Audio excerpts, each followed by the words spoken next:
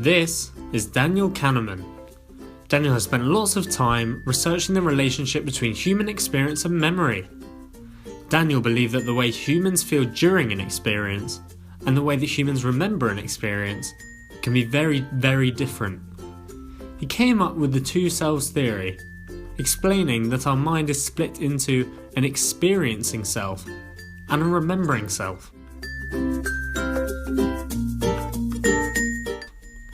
The experiencing self is very brief and vanishes quickly. It is how we feel and sense the environment around us at a particular moment. However, it is our remembering self that makes our decisions for us. The remembering self is the long-lasting memory of experience that is broken down into significant moments and endings. This is Daniel's friend, Dr. Don Radelmeyer. He was also interested in the relationship between experience and memory. In the 90s, they had the idea to put some patients through pain to test their theory. Dr. Don had the fun task of putting patients through a colonoscopy exam. The unfortunate patients indicated how much pain they suffered every minute.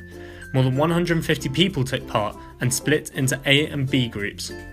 B patients' examination lasted 3 times as long, however A's experience ended on a much more painful note. Both groups experienced the same peak pain, and despite their shorter experience, Group A had a worse memory of the examination.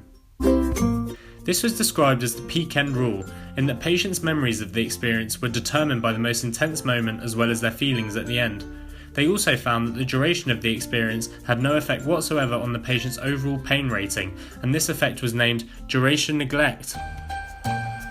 With Christmas approaching, the pop-up ice rink season is upon us, when some of London's top attractions get an Arctic makeover. While these have become a staple of the winter season in the capital, we couldn't help but feel that improvements could be made to the ice skating experience.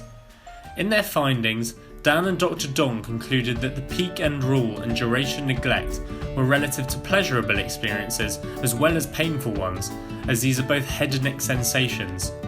So while ice skating can be a painful activity,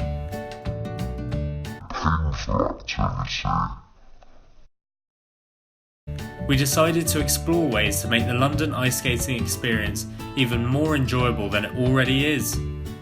Not only will we show you how we can give the customer an enduring positive memory, we will also prove how we can make it more profitable to the operator in what is an increasingly competitive industry. This is Nina, Natcha and Olivia, and they are about to have their first London ice skating experience. As you can see, the peak enjoyment during ice skating occurs after skaters have found their feet and feel more confident on the ice. However, as the session drags on, skaters become tired, and the monotony of travelling round in a circle over and over again begins to take its toll. I'm so tired. I'm so bored. I think 15 minutes is too long. This wasn't just the case with Nina, Natcha and Olivia. Our field study at one of London's premier skating attractions found that after 30 minutes, skaters took longer and more regular breaks.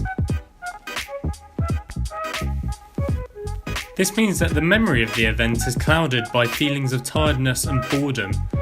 If the sessions ended with customers in the peak enjoyment phase, they would leave with a better memory of the experience as a whole, meaning customers would be more likely to return in future and also recommend the experience to their friends, which could boost profits for operators.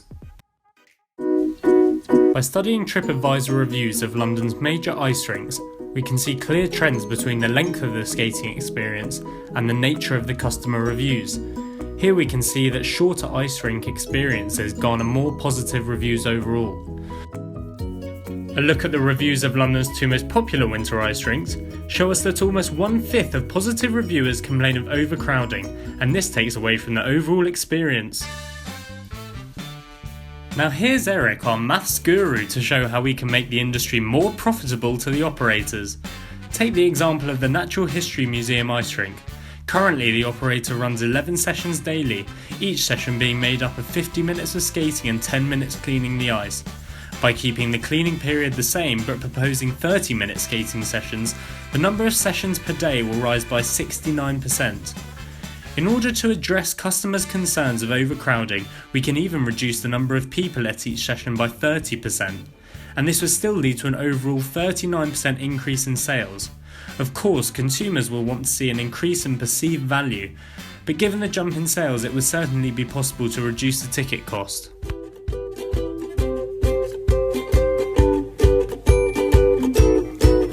And there you have it. From Daniel and Dr. Don's colonoscopy study, we have shown that not only can we make the Christmas ice skating experience more memorable to consumers, but businesses will profit too from our proposition.